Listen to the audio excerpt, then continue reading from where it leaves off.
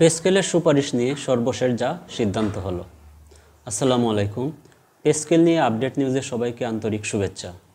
ভিডিওটি শুরু করার আগে আপনি যদি আমার চ্যানেলের নতুন দর্শক হয়ে থাকেন তাহলে চ্যানেলটি সাবস্ক্রাইব করে পাশে থাকা বেল আইকনটি অন করে দিবেন, যাতে সবার আগে পরবর্তী ভিডিওর নোটিফিকেশান পেয়ে যান। আর যারা অলরেডি সাবস্ক্রাইব করেছেন তাদেরকে আমার আন্তরিক অভিনন্দন।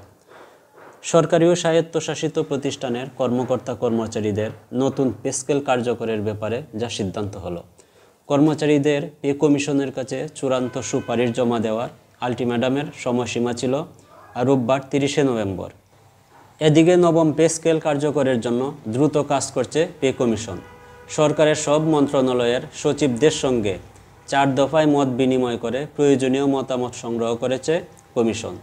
70 জনের বেশি সচিবের অংশগ্রহণে অনুষ্ঠিত এসব সভায় পে স্কেল নিয়ে নানা প্রস্তাব ও সুপারিশ তুলে ধরেছে।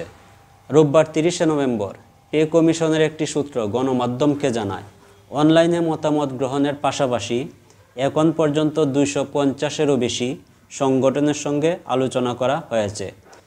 সর্বশেষ বিভিন্ন মন্ত্রণালয়ের সচিবদের সঙ্গে বৈঠক করে তাদের মতামত সংগ্রহ করা হয়েছে, যা সুপারিশ বাস্তবায়নে গুরুত্ব সহকারে বিবেচনা করা হচ্ছে। কমিশনের একজন কর্মকর্তা বলেন, 70 জনের বেশি সচিবের মতামত নেওয়া অত্যন্ত চ্যালেঞ্জিং ছিল।